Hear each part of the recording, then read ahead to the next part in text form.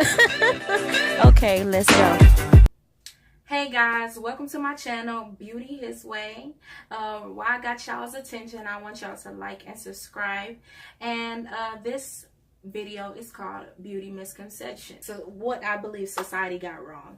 So the reason this video is called Beauty Misconception is because misconception really means, wrong thinking.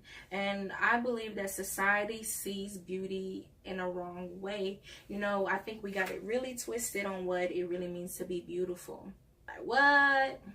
I don't think it has anything to do with looks. Honestly, I think beauty has everything to do with your character, not your looks. I really do think that beauty has everything to do with your character. So having a godly character, really being humble and kind, nice, and showing, care towards everyone you meet, no matter what the circumstance. I feel like beauty should not be compromised. And, I feel that society has beauty to mean that, you have to look a certain way, dress a certain way, and keep a certain look and keep up with trends in order to be beautiful. And, if you don't look a certain way and you don't do the things that society tells us to do, then you're deemed as ugly or just not desirable. And honestly, when society puts us in these little small categories and stuff, then that really messes with women's self-esteem. I don't know why I got my glasses on. The women's self-esteem and all that. So I feel like there's so many women out here who have low self-esteem, low self-worth, who don't know their value and end up compromising their character in order to fit into these categories because they feel left out. And I just want to talk to y'all a little bit about that. And I really urge every one of you to really define what beauty is for yourself. And I feel like once you do that, then your whole life will change. Because I want every woman to know that she is a queen and that there's no mistake on her, and that she does not have to compare herself to the next girl in order to feel beautiful. Because I'm going to tell y'all a secret. When you compare yourself to another woman, you end up making yourself feel superior to that woman or inferior to that woman. So either way, you coming out wrong, because you are who you are, and there's nothing you can do to change anything about your appearance. You can get surgery, but why change something that's not broken? You hear me? So I'm about to read to y'all. This is why I have my glasses. I need these. Without these things, y'all, my eyes be going loop. And I have astigmatism in one of my eyes. They be looping up and stuff. I ain't got time for that today. So we just gonna put these bad boys on. And we coming out of 1 Peter 3 and 3 through 4. Got me? It's gonna be: your beauty should not come from your outward adornment, such as in elaborate hairstyles and wearing of gold, jewelry, and fine linen. Rather, it should be that of your inner self, and unfading beauty of a gentle and quiet spirit, which is of great worth in God's sight. And a lot of times when we think of somebody who is, gentle and quiet or timid, or we think they are scary. We're just like, they real scary. Like, why they so shy? They must be a scary person. No, it ain't nothing wrong with minding your business. Mind your business. On this boat with me and learn who you are, so you won't be affected about your circumstances, about other people's opinions. And I swear, life is so much better when you understand your worth, your beauty, and that nothing can change that. That you don't have to compromise who you are to fit society's perception of beauty. And also, I wanted to read to y'all something that I wrote a couple months ago, and it fits perfectly with this video, and I'm gonna be reading it off of my computer, so y'all bear with me. Okay. My passion is doing God's work first and making people feel beautiful on the inside by building up self-worth and good character. By doing this through conversation and using cosmetics to bring out what's growing inwardly. I want to say that I'm also in Emmanuel Teresa's School of Hair Design. I go to cosmetology school because I fell in love with, hair and makeup at a very young age. And I do want to disclaim that that is not what makes me feel beautiful.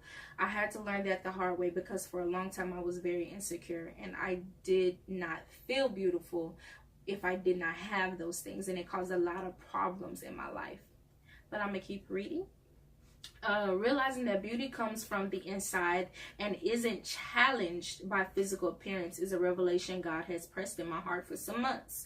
This is coming from someone who was very insecure and is still working to overcome with the effects it can have in everyday life. Y'all, I'm healing every day. And the more I get knowledge about what beauty is, the more confidence I get every day. And I really am training myself every day to, feel even more beautiful than I did yesterday. I have to tell myself I am beautiful, I am loved. I have to tell myself those things because some days I don't necessarily feel that way, and I say that because I don't have it all figured out, but God is working with me that way. I see myself as his truth that he says in his word, that I'm fearfully and wonderfully made, so there's nothing wrong with me.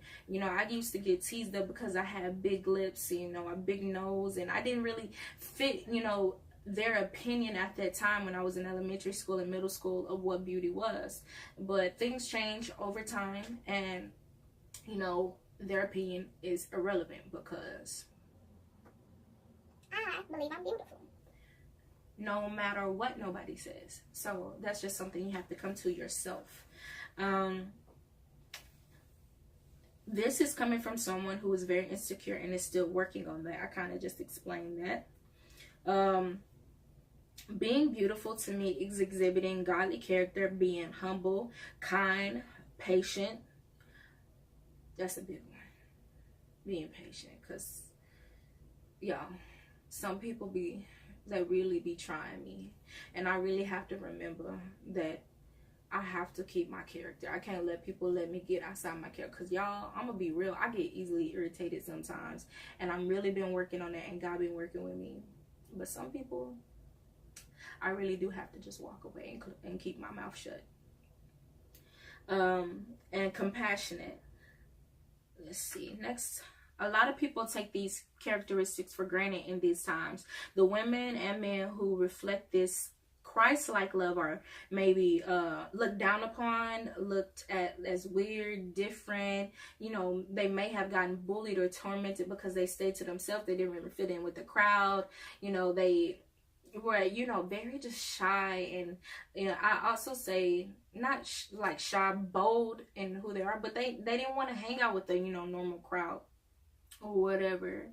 But they were very sweet, and I'm speaking from my standpoint of what I went through. These demonic acts produce bitter, broken, and selfish and insecure people who were never meant to be so.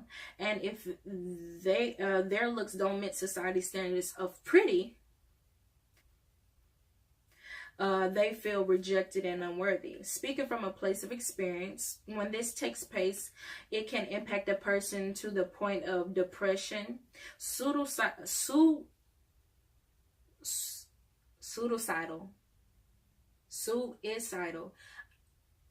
y'all know what I'm trying to say, thoughts, suicidal thoughts, there we go, or identity crisis, and self-inflicted pain. Since this epidemic is occurring, my dream is to speak life and healing into these broken mentalities through the love of God and cosmetology and makeup.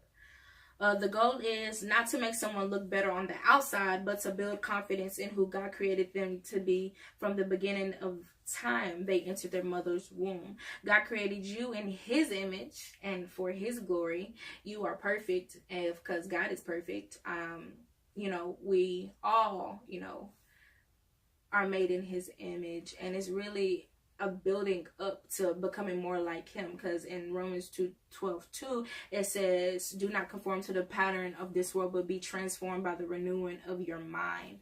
So it really takes work, because I mean, there are things that may happen to us when we're younger that change our views as we get older. You know, we're not the pure thoughts that we had as a child. It may be perverted by, you know, wrong thinking, such as, you know, thinking that beauty is from, you know, aesthetics and your looks rather than who you are on the inside and your character. It says, he said you were fearfully and wonderfully made. So there ain't nothing wrong with you. Every little flaw, quote unquote, that you have, i.e. my big lips, was looked down upon on. But y'all see this lip color? Like, good. You are beautiful and didn't make you are beautiful, and he didn't make any mistakes when he molded and shaped you in your mother's womb. Don't let society tell you what you need to be when God already told you who you are. Romans 3:4, let God be true and let every man be a liar. So if what you saying don't line up with God's word, go on, get out of my ear. I'm gonna be like Jesus in the wilderness when he was like, Satan, get behind thee. Bag up, son. All right, let's see. Know the truth about yourself, and that is the Lord's truth. Okay, so it's time that we wake up. I'm gonna just be real. A lot of us is out here just sitting still, acting like we got every day. No, you don't. It's time that you start getting this knowledge. Stop sitting around and know who you are. You need to learn your purpose, learn who you are in God. And I'm telling y'all, everything that you're facing right now, from manic depression, from bipolar, from schizophrenia, all that is because you're stuck in two different places and you haven't found your middle ground. Speaking from experience, trust me.